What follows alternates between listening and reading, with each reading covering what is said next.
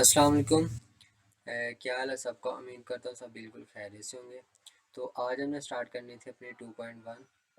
तो उसका question number आपको स्क्रीन के ऊपर नज़र आ रहा है। क्या कह रहा है क्वेश्चन में, कहते हैं आपने आइडेंटिफाई करनी है, identify the following are rational and irrational. कहते हैं जो आपको उसने क्वेश्चन दिया हुआ है ना, आपने उसको बताना है कि वो रैशनल है या इरेशनल है। तो क्वेश्चन करते करते मैं आपको बता दूंगा कि रैशनल एंड इरेशनल किसे कहते हैं। उसके अलावा मैंने पिछली एक वीडियो में रैशनल इरेशनल की डिटेल के साथ बताया भी था कि रैशनल कहते हैं, इरेशनल कहते हैं। तो क्वेश्चन नंबर 1 देखते हैं जी। तो क्वेश्चन नंबर 1 में √3, ठीक है। तो ऐसी कोई भी नंबर है जिसको हम p/q की फॉर्म में लिख सकते हैं, उसे कहते हैं रैशनल। एंड जिसे नहीं लिख सकते उसे कहते हैं इरेशनल। √3 को p/q की शक्ल में नहीं लिख सकते तो ये क्या हो गया, इरेशनल। ठीक है। क्वेश्चन नंबर 2 है। तो 1/6 है, तो आपको पता है जिसको p/q की शक्ल में लिख सकते हैं वो कौन से होते हैं, रैशनल। उसके बाद आ जाता है पाई। ये एक बहुत इंपॉर्टेंट क्वेश्चन है, बहुत इंपॉर्टेंट MCQs भी है।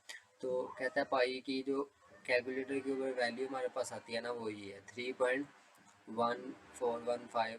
तो ये चलती जाती है।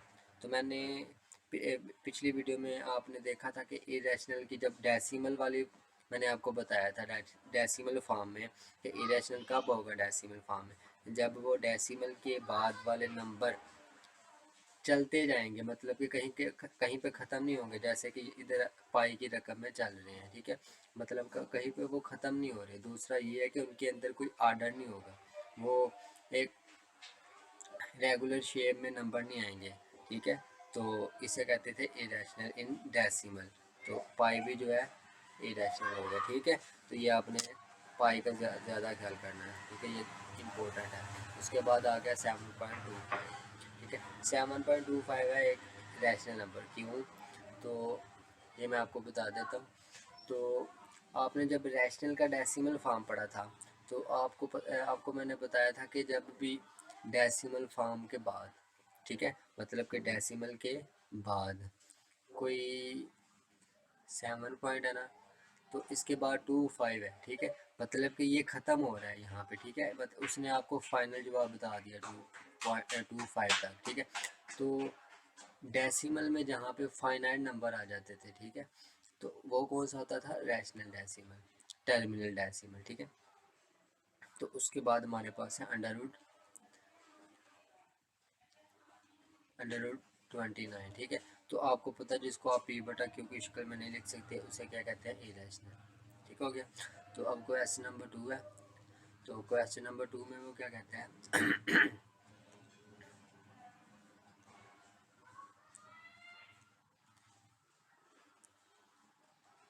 कहता है कि आपने ये जो आपको दी हुई है ना, convert the following fraction into decimal, ठीक हो गया। तो उसका वो कह रहा है कि आपको जो क्वेश्चन दिए हुए हैं ना, आपने इनको डेसिमल फॉर्म में चेंज करना है। क्या इनका जवाब इशारे के अंदर लेके आना है। तो सिंपल तकसीम है। तो आपको पता है कि ये आपके पास नोमिनेटर होता है और ये आपके पास डिनोमिनेटर होता है। तो आपको पता है नोमिनेटर को अंदर रखते हैं, तो रख लेंगे अंदर, इधर आ जाएगा 17, बाहर आ जाएगा हमारे पास 25। अब आपको पता है कि अंदर वाला अब हमारे पास जो नंबर है वो छोटा है, इसलिए हम ऊपर अशारिया लगा लेंगे, ठीक है। तो अशारिया जब लगाएंगे तो नीचे भी 2 ज़ीरो लगा लेंगे। तो अब इसको सॉल्व कर लेते हैं। अब 25 को आप 6 से मल्टीप्लाई करें तो आपके पास 150 आ जाएगा, ठीक है। इसको मज़ीद सॉल्व करें तो आपके पास नीचे 20 आ जाएगा, ऊपर से 0 नीचे आएगा। अब आप 25 को 8 के साथ मल्टीप्लाई करें तो आपके पास कैलकुलेटर पे 200 आंसर आ जाएगा, ठीक है। तो ये हमारे पास फाइनल आंसर आ गया। तो क्या आ गया इसका जवाब, हमारे पास 0.68। ये हमारे पास डेसिमल फॉर्म में आ चुका है, ठीक है।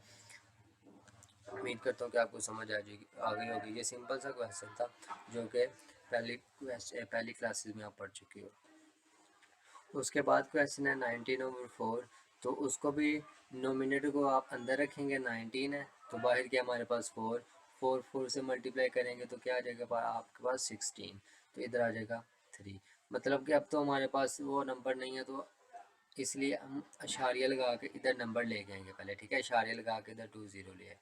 आपकी मर्ज़ी है, 1 भी इधर 0 ऐड कर सकते हैं, मगर आप एक पेयर ऐड करें वो अच्छा लगता है, ठीक है। तो इधर आप फिर इधर 0 एक नीचे उतारें, तो 4 7 28 होता है। तो इसको मज़ीद करें तो 2 0 4 5 क्या आ जाएगा 20। तो ये आपके पास ये भी इशारे में आ चुका है 4.75। तो आपको एक और बात बता दूं कि जब आप पॉइंट में कोई नंबर होता है ना डेसिमल फॉर्म में, तो डेसिमल के बाद जितने भी नंबर हैं आप उनको सेपरेट सेपरेट बोलते हो 4.75, ठीक है। तो इसके बाद वाला क्वेश्चन भी देख लेते हैं। तो इसके बाद है आपके पास क्वेश्चन नंबर, उसका पार्ट नंबर 3 है ये। तो 57/8, ठीक है। तो पिछले क्वेश्चन की तरह आपने नोमिनेटर को अंदर रख लेना है, वो क्या है 57। उसको अंदर रख के अब 8 है इधर, तो 8 7 56। तो हमारे पास इधर क्या आएगा 1। तो आपके पास नंबर ख़त्म हो गया, इसलिए इधर इशारी लगा के इधर नंबर वाले बना लेते हैं, ठीक है। तो ये नीचे आ जाएगा 1 8 0, फिर आ गया आपके पास 2 16 4। इधर आपके पास जितने भी ज़ीरो मतलब के ख़त्म होते जाएंगे आपने खुद से ऐड कर ही जाने हैं। फर्स्ट टाइम जब आपने करनी है तो तब आपने ऊपर अशारिया लगाना है। अब आपके पास इधर 0 आ जाएगा फिर, तो 8 5 कितना आता है 40, ठीक है गया। तो आपके पास जवाब क्या आ गया 1.25 टू 7.125, ये आपके पास सिंपल आंसर आ गया। तो इसके नेक्स्ट वाले पार्ट जो हैं वो भी सिंपल इसी तरह। तो वो आपने कोशिश करनी है कि वो आप खुद कर लें, क्योंकि सिंपल इसी तरह वो आप खुद भी कर सकते हैं। तो उसके बाद आ गया क्वेश्चन नंबर 3। क्वेश्चन नंबर 3 क्या है जी आपके पास, कहता है कि आपके पास कुछ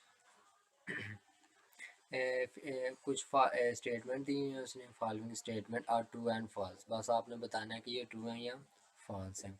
तो स्टेट नंबर 1 देखते हैं क्या है। तो उसमें कह रहे हैं 2/3 इज़ इरेशनल नंबर, ठीक है।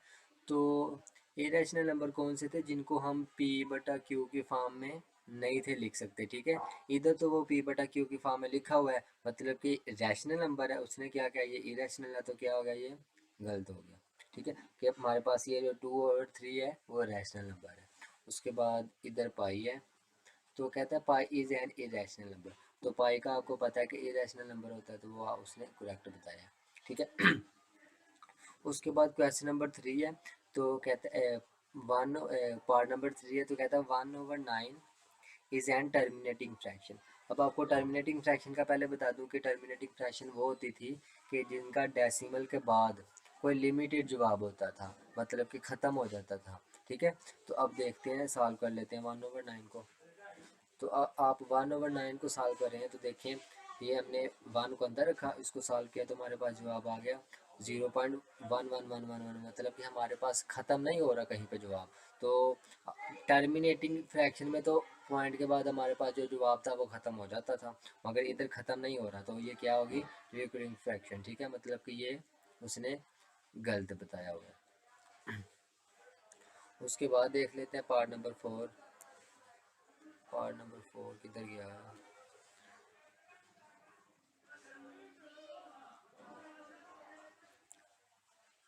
ये आपके पास पार्ट नंबर 4 है। तो उसमें वो क्या कह रहा है, कहता है कि 3/4 इज़ एन टर्मिनेटिंग फ्रैक्शन। ये उसने बताना है कि टर्मिनेटिंग फ्रैक्शन आपने बताना है उसको है कि नहीं, ठीक है।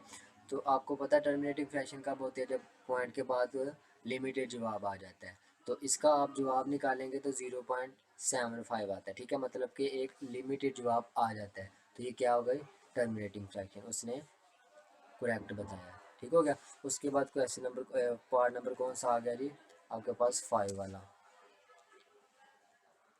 तो उसमें वो कह रहा है 4/5 is an recurring fraction. Recurring fraction में आपको पता है कि कोई भी ऐसी फ्रैक्शन होती है जिसमें डेसिमल के बाद आपके पास जो जवाब होता है वो आपको नहीं पता होता कहाँ तक जा रहा है। तो इसका आपने सॉल्व करें तो 0.8, मतलब कि यहाँ पे आपके पास फाइनल जवाब आ चुके हैं, मतलब कि ये कौन सी है टर्मिनेटिव फ्रैक्शन, उसने गलत बताया हुआ है। तो क्या हो गई है रॉन्ग। तो यही थे क्वेश्चन नंबर पार्ट नंबर 5 तक। उम्मीद करता हूँ कि आपको समझ आ गई होगी। तो मिलते हैं